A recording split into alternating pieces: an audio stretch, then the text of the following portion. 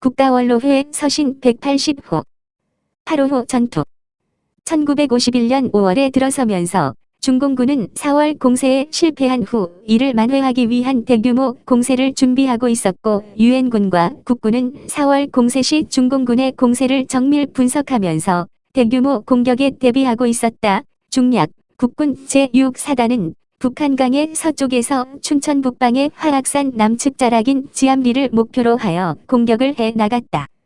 이때 중공군은 무질서하게 철수하면서 춘천 화천을 잇는 도로와 계곡으로 몰려들었고 유엔군의 공군은 쉴 새 없이 이들에게 폭탄을 퍼부었다. 중략 대규모의 중공군이 필사의 탈출을 시도하였으나 모두 섬멸되었다. 마지막까지 소탕작전을 벌인 국군 제6사단 7연대는 5월 28일 하루 동안 중공군 포로 38,000여 명을 획득하는 등 이 전투에서 모두 62,000명의 중공군을 사살하거나 생포하는 전과를 올렸다. 이 전투에서의 전공으로 국군 제6사단은 이승만 대통령으로부터 부대표창을 받았으며 중공군 포로를 많이 잡았다고 해서 구만리 저수지를 8.5호라고 명명하였고 구만리 언덕의 화천발전소 뒷산에 이승만 대통령이 친필로 쓴 전승비를 세우게 되었다. 강원도 화천군 간동면 8.5호 안보전시관에 새겨진 내용이다. 의원회관에서 카드 단말기 놓고 책 팔아 먹던 노영민이 중국 대사로 부임하여 한을 풀어 달라는 청원을 받고 청와대 비서실장으로 자리를 옮긴 후 8.5호 구명시식 작전이 시작되었다. 생포된 자 말고 24,000여 명이 수장된 8.5호에 전국 무당들과 승려들을 동원하여 소위 천도제를 지내고 8.5호라는 호수 이름을 강원도와 화천군으로 하여금 대봉호로 바꾸는 작업을 시도한 것이다. 2014년 박헌영의 서자 원경스님과 박헌영을 존경해서 이름마저 개명한 난민전 간첩단 사건의 주범 임현영 그리고 박원순이 주축이 된 역사문제연구소 등 전교조를 앞세운 진보단체들은 8개의 출판사 중 교학사에서 발행한 고등학교 역사교과서의 근현대사에서 6.25 전쟁과 천안함 폭침의 실상 등을 기술한 부분을 역사 왜곡이라며 채택을 철회하도록 거세게 압박했다. 모두 굴복하였으나 전국 2356개의 고등학교 중 단 한 곳 부산의 부성고교만이 끝까지 물러서지 않고 교학사 교과서를 채택하였다. 이를 알게 된 박근혜 대통령은 140만 명의 고교생들에게 올바른 역사 공부를 시키기 위해 좌편향되지 않는 지필진을 구성, 국정교과서를 만들어 2017년 학기부터 배포할 계획이었지만 문재인 정권 출범과 동시에 적폐 1호 대상으로 폐지된다. 대신 헌법에서의 대한민국 건국의 정통성을 부정하고 4.3 사건의 역사 왜곡을 실은 좌파 성향의 학자들이 집필한 거민정 개정 한국사 교과서가 학생들에게 배포되었다. 당시 부성고 운영위원회는 박원순의 역사문제연구소 압박에 굴하지 않고 오히려 불법 행동을 한 36명의 전교조 교사들을 교단에서 퇴출시켜 학생들이 공산주의에 세뇌되는 것을 미연에 방지했다. 그때의 재단 이사장이 지금은 문재인 정권을 때려부셔야만이 나라를 살릴 수 있다며 투쟁을 위한 군자금 마련에 목숨을 걸고 있다. 정확히 70년 전 5월 8.5호 전투가 펼쳐진 역사 현장을 열혈 노익장 애국동지의 제안으로 함께한 탐방기다.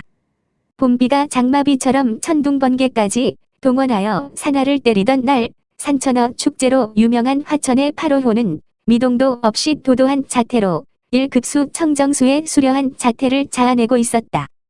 시커먼 구름에 터진 틈으로 파란 하늘이 비치는가 싶더니 8.5호 횟집 정면에서 빗끝 왼쪽 어깨 너머 하천댐 16수문이 거센 포마를 터뜨리는데 정작 8.5호의 고요한 수면에 잠긴 포현의 상체기는 전설로만 흐르고 있을 뿐이었다. 면면을 이어오며 소가리와 산천어로 40년을 살았다는 8.5호 횟집 사장은 흐르는 강물의 해설사였다. 문재인의 역사 지우기가 8.5호 지우기로 번지자 8.5호라는 상호 자체가 생활이었던 8.5호 인근 주민들이 벌떼같이 뭉쳤다.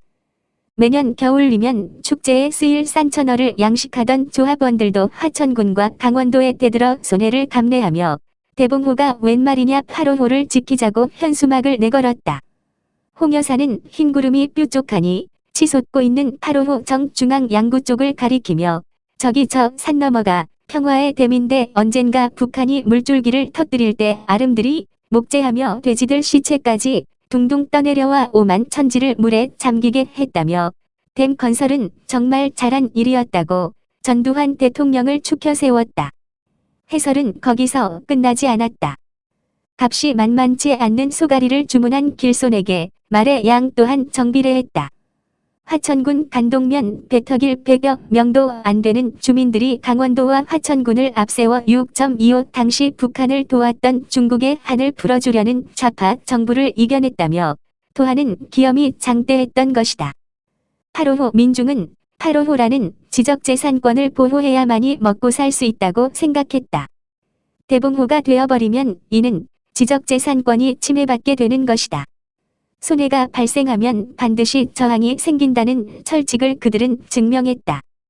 그리고 죽자 살자 싸워서 이겼다. 그런 다음 몇십 년 전 그때는 몰랐던 정권 연장책이니 뭐니하는 평화의 댐 전말의 시시비비를 비로소 알게 되었다는 것이다. 범죄자는 항상 사건의 주위를 맴돈다. 그뿐 아니라 힘센 범죄자는 범죄 자체를 정당화시킨다. 이제 그런 것은 법원이 되고 있다. 조중동 언론이 이준석과 뒹굴고 있는 것을 보면 딱 들어맞는 말 같다. 탄핵과 선거부정까지 그들은 공범자들이다. 아무런 이익이 없을진데 누가 되던 대수랴. 이 경우 민중은 바람에 흔들리는 갈대다. 2030은 더욱 그러하다. 나의 집과 나의 비트코인이 더 중요하다. 나라의 장래 따위는 먼 후일 당신이 물으시면 그때의 내 말이 생각하지 않았노라다. 강남 좌파들은 그것을 알고 있다. 그래서 세종의 특공을 재빠르게 마무리하고 비트코인 문제는 내년 대선까지 선을 긋지 않고 끌고 나갈 요량인지도 모른다. 아니 설령 공범자들에게 밀린다 할지라도 뒤집어 엎기는 여반장이다. 윤석열이고 최재형이고 이대로라면 대한민국의 미래는 암담하다. 결국 이 판세는 정의가 묻히고 변칙이 원칙되어 흘러갈 뿐이다. 단지 희망이란다면 600만을 훌쩍 넘는 비트코인족들에게 문재인의 족쇄가 채워지길 바랄 뿐이다. 집을 살 수 없는 분노의 탈출구로 매입한 코인의 대책마저 빵원이 될 양이면 그들은 8.25 주민이 되어 그들의 이익을 지키는데 목숨마저 마다하지 않을 것이다.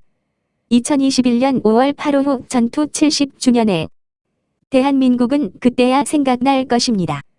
이호근 방송